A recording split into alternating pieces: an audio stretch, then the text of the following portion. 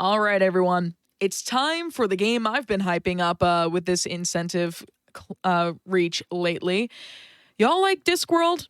I like Discworld. Here comes Mindez with the Discworld speedrun. This is quite the experience you won't want to miss. So stick around and take it away, Mindez.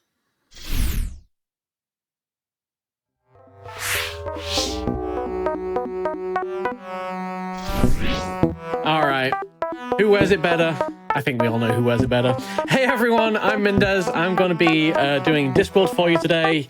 It is really exciting to be here on the AGDQ stage. But before we get into the run, I do need to do a quick explanation of the actual category. So we're going to be doing any percent scum VM, no act return.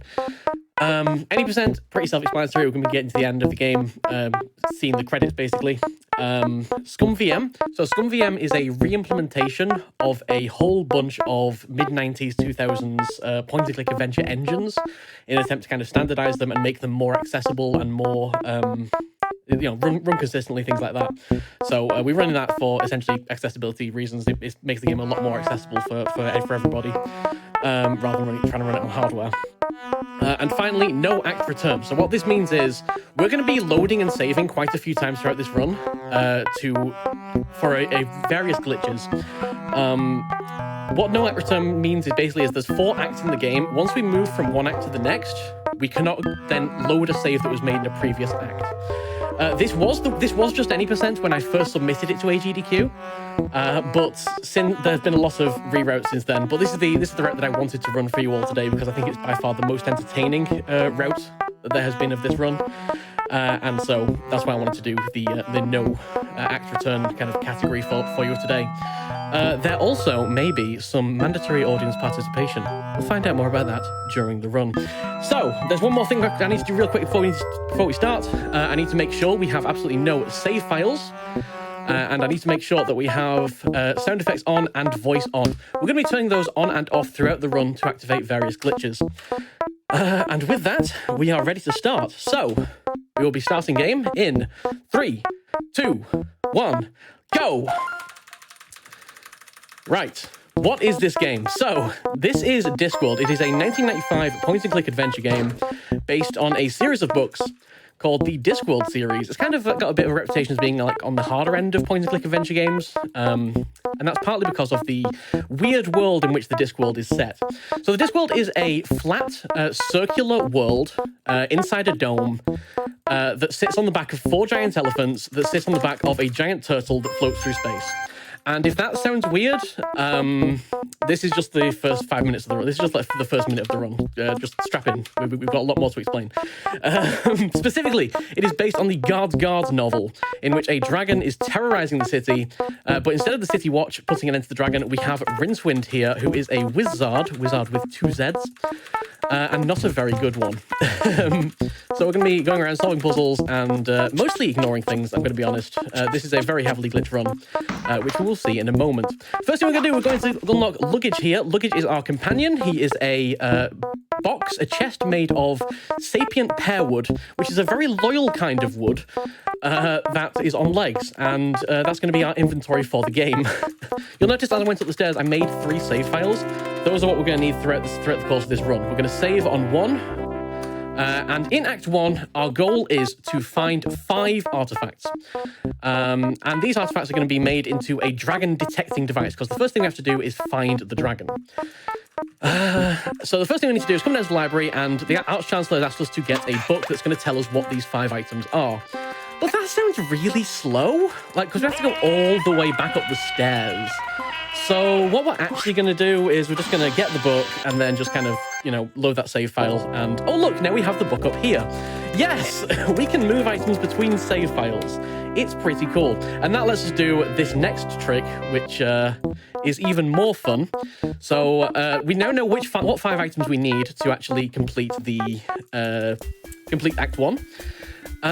We could go and collect all 5 of them, but again, sounds really slow, right? And I'm really, really lazy. So what we're actually going to do is we're going to come here, we're going to get the staff, which is the first of those 5 items. We're going to save on 2, we're going to load 1, and then we're just going to turn in that. And then we're going to save on 1, load 2, load 1, and then we're going to turn in another staff. And then we're gonna, save on 1, load 2, load 1, and then we're gonna send in another staff. This works because it only checks how many quest items you've turned in, not that you've turned in one of each. Little bit of a design flaw there, I think. And so with the power of 5 sticks, the Arch-Chancellor can create the dragon detecting device, which turns out to be a metal detector, because of course dragons hoard gold. Rincewind, in his hubris, decides to steal the dragon detector. And that's the end of Act 1. Act 1 used to take 20 minutes. It now takes 3, now that we can duplicate those quest items. And so we're going to go over and find the dragon who is down here in the barn. And that is where Act 1 ends. So we can now no longer load either of those saves that we made before. Thanks to the no act return restriction. And now we have found the dragon is going to give us a new quest. So the dragon tells us they have been summoned by an evil cult. We need to find who these cult members are. Each one of those cult members has a gold artifact that is keeping the dragon here. And we need to stop them. So we're immediately going to override save 1. We're immediately going to override save 2. We're going to start this act by going and getting 3 key items that we are going to need later on in the run. Please enter the broken drum, Rincewind. Thank you. The first is a glass over here, and we are about to drink a glass of wine, okay? This is very important. It's an important plot point for later on in the run. Please remember that. And this is the first of 3 items that we're going to need later on in the run. So here we are. We're going to drink the glass. And we're just going to keep using this kind of save warp glitch to... that's not the right save, but it's fine. We'll keep using the save warp glitch to walk back to the map rather than, walking all the way back.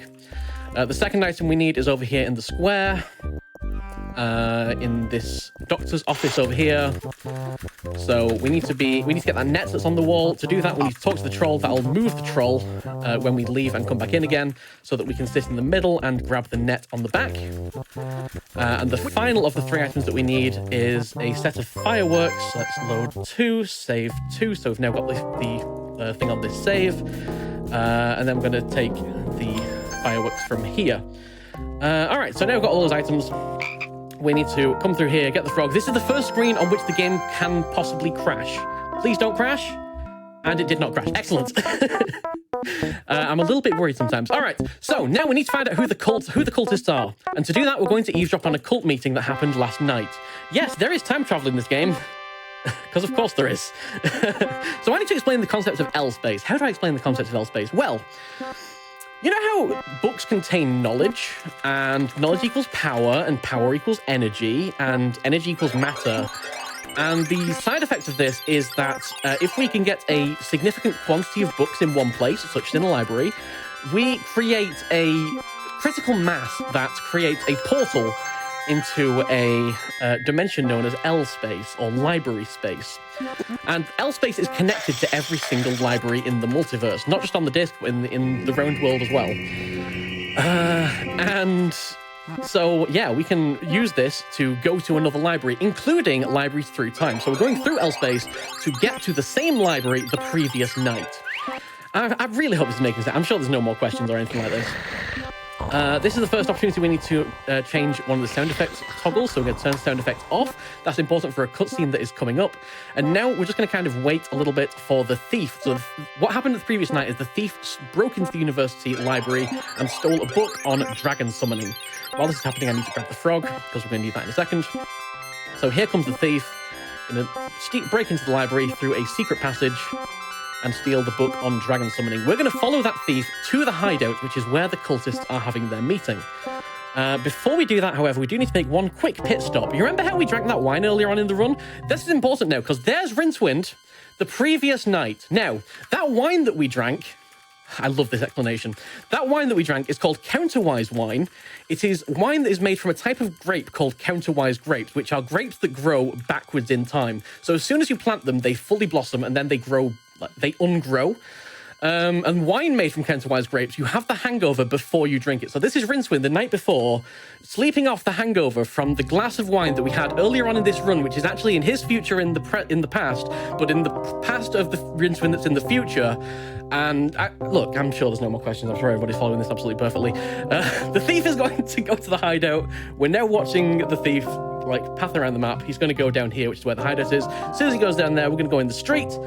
And this is where the cutscene is going to happen, where if we have sound effects turned off, this cutscene just doesn't play because it just decides to not load the audio. So we're going to use the quantum butterfly. That's a quantum butterfly. It can change the weather in the future, so it creates this rain cloud. If you have sound effects turned on, that takes 40 seconds. That's 40 seconds of just staring at him getting rained on. And it's really, really awkward. All right, I've done enough talking. So I'm going to hand over to Amber. We're going to go to the future. We're going to get the robe that is drying. But in the meantime, let's get some donations. Absolutely, Mindez. People are coming in with lots of love. Just to remind everyone, we're at $9,000 out of the $10,000 that is necessary for giving the dog a bone, and we have hit $1.1 million. Thank you all so much. But let's get some quick donations. Let's get $10 from Colombo saying first time donating and looking forward to see the Resident Evil Village. By the way, I love your costume, Mindez. Let's go. $50 from TMS LFT saying that doggo needs a bone. Good luck with the run, Mindez. Final Flame donating $25 saying, come on, I know we're not going to let this incentive pass us by. You can't ignore the dog. Dogs are love. Dogs are life. Let's make sure this dog leaves us as happy as can be with a nice big bone. Don't let me down, chat. Awesome to see Discworld at GDQ. I know you'll do great, Mindez.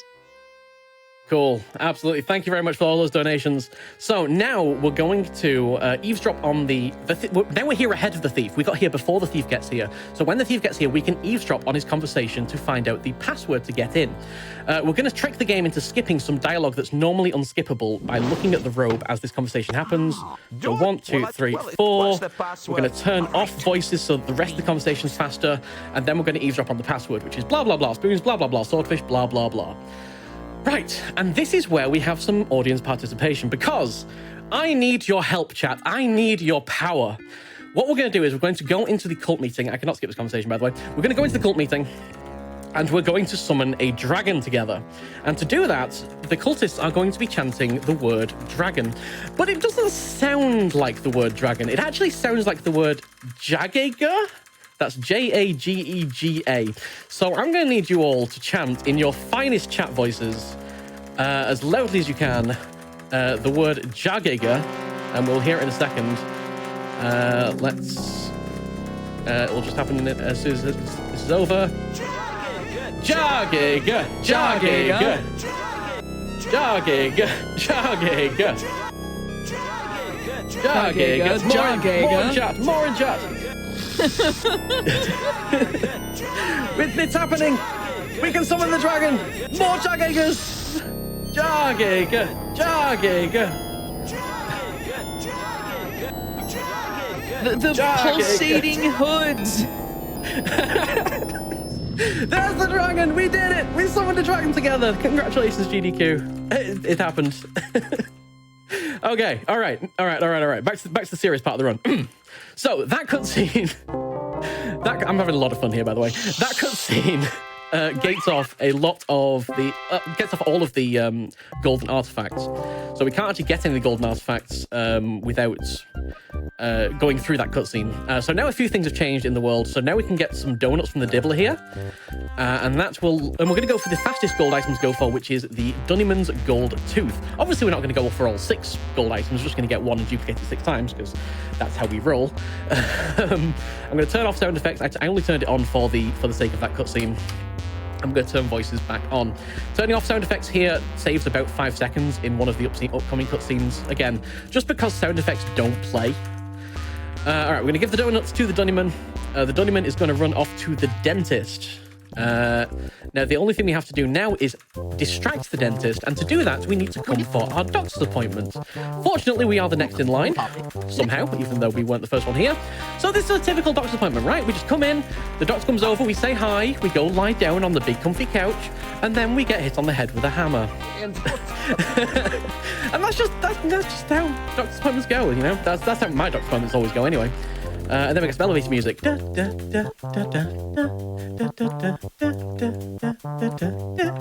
All right, now, the reason we did that is so we can come back in here and sit in the middle. Literally, the only reason we did that was so we can sit in the middle here. And that'll let us talk to the girl here and get a note, which is going to distract the dentist. That is the only reason we did all of that. But that is what we need to finally get the Dunnyman's gold tooth. We're going to go over to the dentist. We're going to extract the Dunnyman's gold tooth, and we're going to duplicate it 6 times. If you want to go through some donations, that's essentially what we're going to do now. So yeah, you've got a bit of time. Sure. We have $10 from Discworld 3 saying, finally, my game being played. Let's give Doggo that bone, which we are at $9,800. We're almost there. Noble donates $5 saying, love the Discworld books, never seen the games before, looking forward to seeing if the dog is who I think it is. And meanwhile, Dog donates $10 saying, I heard there's a bone? Well, yes, there is. Rob Draven donating $25 to say, give the dog a bone. Doggo deserves a treat too. Do we have time for a couple more? Yeah, absolutely. All right. Para donates $10 saying, Mindez, what a wonderful streamer. They absolutely deserve to give a good and deserving doggo a bone.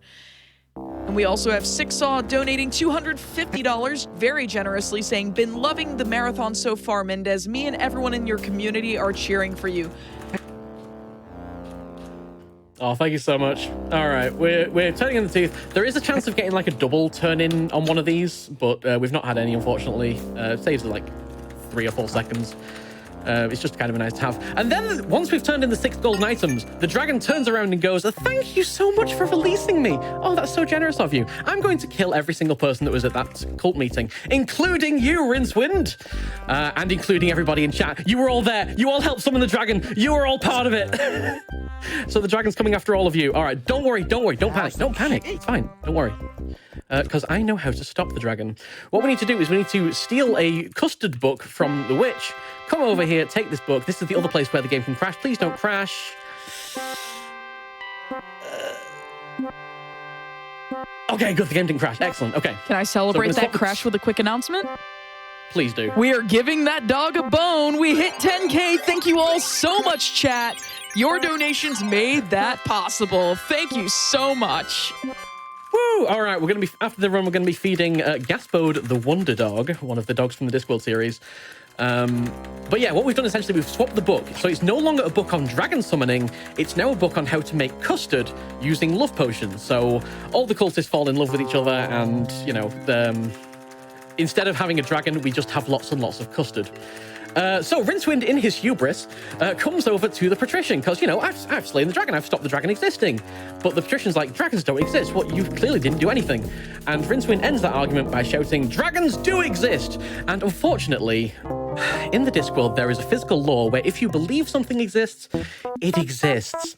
And Rincewind has just proven that he believes that dragons exist. Therefore, the dragon now exists. And it's now Rincewind that summoned the dragon. This is very much a us-created problem now. So we're now in Act 3 of the game, and we're very close to the end, honestly, because we have a skip that can skip Act 3 and Act 4. We're not going to do any of Act 3 as intended. What we're supposed to be doing in Act 3 is collecting heroic items like a mustache and a birthmark and a sword that goes ting, but to make it so that we've got exactly a 1,000,000 to 1 chance of fighting the dragon. Because in the Discworld, another physical law is that 1,000,000 to 1 chances happen 9 times out of 10. But instead, what we're going to do is we're going to do what's called the Ramkin skip. So, in order to trigger this, we need to unlock Lady Ramkin's hideout, Lady Ramkin's Dragon Sanctuary, sorry. On the way back to Lady Ramkin's Dragon Sanctuary, we're going to stop by the hideout and we're going to get a custard pie, which we will need later on in the game. Again, this is custard made out of love potion. And then we're going to head to Lady Ramkin's Dragon Sanctuary. I always like to roll the R's there. And yeah, we're going to be able to basically skip to the end of the game from here by getting a very end game item. And you'll see why I called it that in a moment. At Lady Ramkin's Dragon Sanctuary, we're going to abuse the fact that this door has 2 different triggers and they are programmed separately. So what these triggers, you've got the door and the knocker that you can use to knock on this door. If you use the knocker, everything works as intended. So what's supposed to happen is that the cage in the back locks and Lady Ramkin comes to the front. If you use the knocker, that works. That's exactly what happens. If you use the door, Lady Ramkin comes to the front, but the actual the cage remains unlocked. And that's a problem. You're not supposed to get in this cage until Act 4. And the reason that's a problem is because this cage contains a very endgame item, Mambo over here. And the reason I call Mambo an endgame item is because Mambo can literally end the game. It's supposed to be the last item you get in the game, so it's programmed that when it's in a certain state, as soon as you next screen transition, it takes you to the final screen in the game. So what we're going to do is we're going to feed Mambo, because we need to get Mambo fully fed. You know, you've paid to feed the dog, but we're also going to feed a dragon. So we need to feed the dragon some fireworks, because obviously what else would dragons eat? That's why we got the fireworks earlier on in the run. Oops. So we're going to do a bit of a firework duplication here. You are only supposed to be able to feed this dragon 1 firework. We're actually going to feed it 3. By taking the fireworks out of the stack and then using Mambo on the fireworks, which again they did not expect people would try and do. With a fully fed Mambo, we're just going to screen transition, and that's going to get us to the final screen of the game. Time is coming up. We have every single character from Discworld in the background from the game, apart from one, which we'll see later. And we are facing off against the dragon. We pull on our bandana. We pull out our gun, our Mambo, our M16. And yeah, we are going to fight the dragon. Unfortunately, this doesn't quite work. There is actually a 1,000,000 to 1 chance of those fireballs hitting Rincewind, but as I say, in the disc, 1,000,000 to 1 chances happen 9 times out of 10. So, the time is going to end as soon as we use the custard pie on the dragon. So we're going to turn sound on real quick just for the final scene, and we're going to use custard tart. Time's coming up in about 3, 2, 1, time! And we throw the custard pie at the dragon, covers their face, they're going to like eat it and fall in love with Mambo. Yeah, they're going to have a nice little happy ending. They're going to fly off into the sunset together. And I guess just, yeah, fly around in circles, in synchronized circles, and do a little bit of skywriting as well. We're going to see them spell out the end in the sky, and that is Discworld. Oh, the end. That was so much fun. I hope everybody had a lot of fun with that run. I love explaining Discworld at breakneck speed, because I assume there's no further questions from anything that I explained in this. And here we have the final scene in the game, which is Death, the absolute lad, apologizing for being late to the final scene. And I love that. He's just making all kinds of excuses. Rob didn't come back from the cleaners. There was a sudden plague. It's not my fault! Honestly, Death, mood. But with that, there was indeed an incentive to feed the dog, and I believe that got met. Is that right? It most certainly did. Thank you all so much for your very generous donations. And in fact, do you mind if I just read a quick $50 one? Yeah, absolutely. Just one. Just before you do that, real quick. This is the Discworld. Oh yes. So it's the flat world inside a dome, back of 4 elephants, on the back of a giant turtle in space. I did not make any of this up. This is all Discworld canon. Please read the books. They're amazing. Go ahead with your donations. Absolutely. $50 from Azure Mosquito, who said, I adore the whimsy of Discworld and your lovely Rincewind cosplay. So I had to donate during this run. Absolutely give the dog a bone, which I believe you're on the way to do so now, right? Absolutely. There's a few items that we need to get on the way. We need to get some leeches from the Dibbler over here. Put me on throat Dibbler, if anybody is familiar with the Discworld books. And we're going to go get a bone from the Dungeons of the Palace. Can we add another donation if you like? Sure, we have $1,000 from Sunshine Sanctuary for Cats. They say, cancer has impacted our family multiple times in recent years. Especially painful is that we lost our sweet cat to cancer on Monday. Medical research for humans who also helps advance veterinary medicine, so cancer research can help save loved ones of all species. Thank you to everyone supporting this important cause. And thank you to Karma, Aura, Eve, and Fletcher, the amazing pets who shared their lives with us. Please, if you have pets, give them a little extra love. Thank you so much for that very generous donation. And that is exactly what we're going to do. We've got the bone and everything.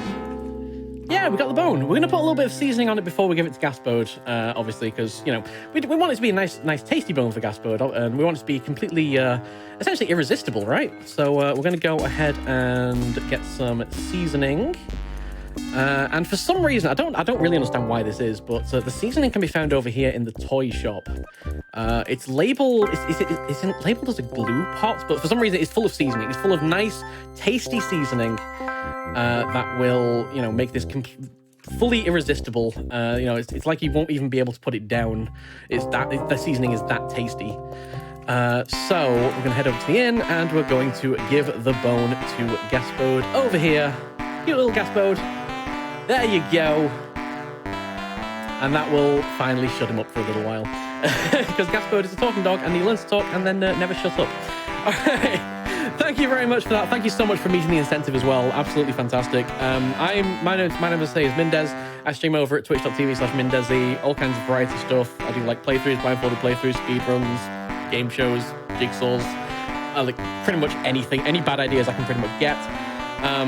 Please play this game. This game, especially if you're a point-and-click adventure fan, is an amazing game. It's got an amazing voice cast as well. Rincewind is voiced by Eric Idle, and every other character is voiced by either Rob Brydon, like literally Rob Brydon from UK Comedy, UK Palace Show fame, Tony Robinson, who plays Baldric and Blackadder, Kate Robbins from Spitting Image, and John Pertwee, who literally played the Third Doctor in Doctor Who.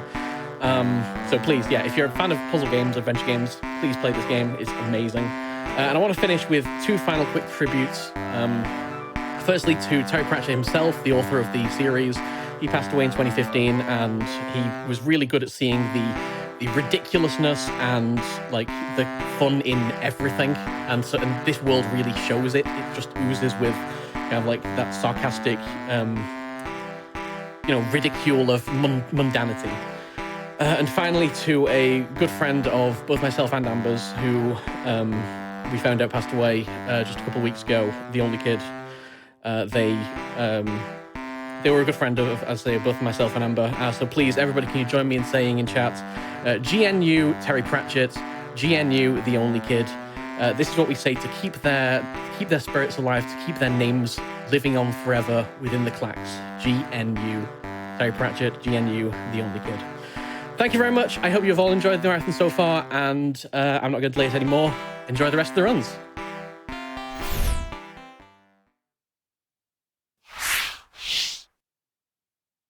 Thank you so much, Mindez, for that wonderful, whimsical, and very touching run of Discworld.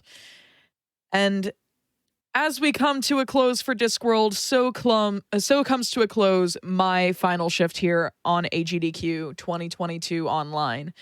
Thank you all so much for having me on the mic, both as a host and as a runner. It has been my absolute pleasure to be here for you.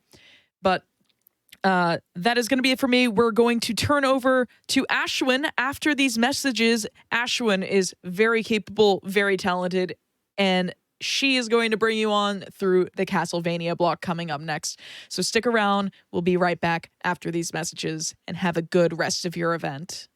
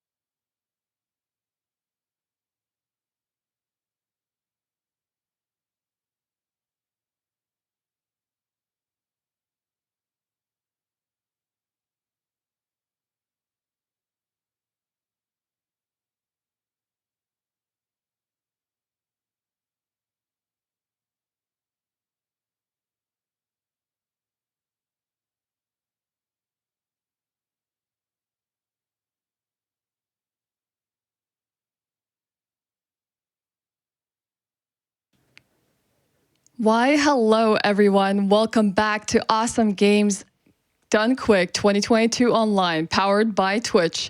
My name is Ashwin, first-time host, long-time viewer. We had an incredibly wholesome moment in Discworld right there, meeting the incentive with Feed the Dog, a bone, and my heart does it soar every time we meet these incredible incentives. Speaking of incredible, we have an incredible block of games here for you coming up, 4 whole Castlevania games, and potentially 5 runs if an incentive gets met for Castlevania Circle of the Moon. So before we start off with the next run coming up, Castlevania Lament of Innocence, I'm going to read a few donations for you. We have $30 from QNP that says, "Hey AGDQ, thanks for featuring the Discworld. I hope Mindez can set a new record and get called a thief of time. GNU, Terry Pratchett." Thank you so much, QNP. That is a wonderful donation. We also have $100 from Fearzen that says, "Going over my donation budget to honor the great late Sir Terry Pratchett." GNU, Terry Pratchett. Thank you for that, Fearzen. We also have $300 from Cran with no message. $50 from B. Sabring that says, "Love the GDQ events. Looking forward to the Castlevania block tomorrow."